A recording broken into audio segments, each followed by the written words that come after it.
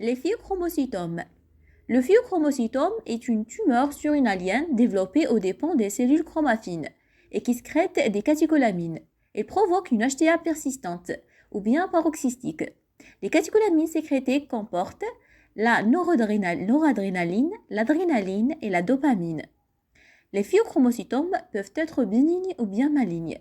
La plupart de ces tumeurs sont situées dans la médullosurrénale, surrénale, environ 90%.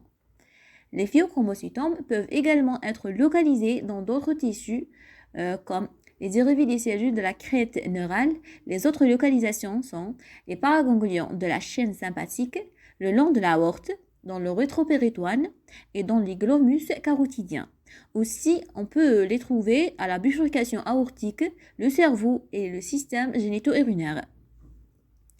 Ils sont observés chez les hommes et les femmes, bilatéraux dans 10% des cas et 20% chez les enfants, et malins dans inférieur à 10% des cas. Observés à tout âge, le pic d'incidence se situe entre 20 et 50 ans. Près de 50% des cas sont supposés provoqués par des mutations génétiques germinales, de taille moyenne de 5 à 6 cm de diamètre. Leur poids varie de 50 à 200 grammes, mais des tumeurs pèsent plusieurs kilos ont été décrites, rarement volumineux pour pouvoir être palpés ou bien occasionner une compression ou bien une obstruction. Quel que soit l'aspect histologique, la tumeur est considérée comme bénigne si elle n'a pas envahi la capsule. En général, les tumeurs plus grandes sont malignes. Les symptômes des phéochromocytomes. On a le triade de Ménard.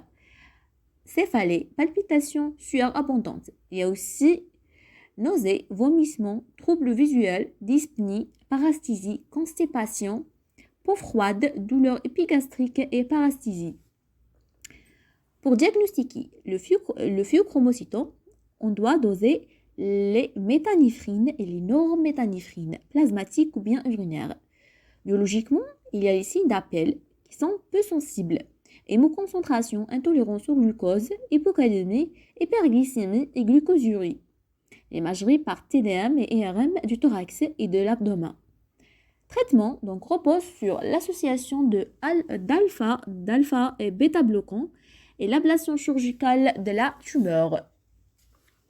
Lorsqu'il existe des lésions surrénaliennes bilatérales, l'hydrocortisone doit être administré avant et pendant la chirurgie, donc afin d'éviter une insuffisance surrénalienne aiguë secondaire à la surrénalectomie bilatérale.